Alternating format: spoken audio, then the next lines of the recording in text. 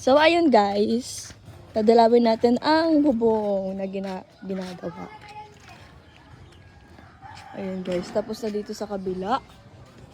Ayan na po siya. Taran! Tapos dito, sa kabila naman yata ang ginagawa guys.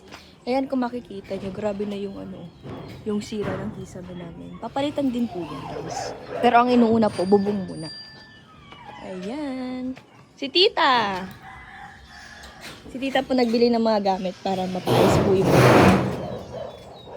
At tayo naman ay dito, papasok. Makikipasok tayo. Tao po! Ay, walang tao. Tao po! Tao po! Walang tao sa bahay.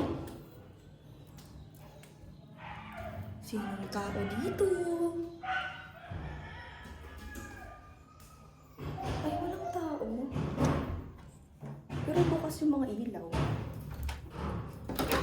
At yun nga. Nandito sila kuya. Hi Kuya Jeff! Hello. Ayan po guys.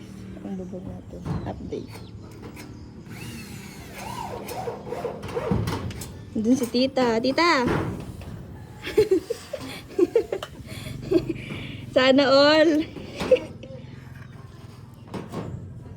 Ha? Bakit?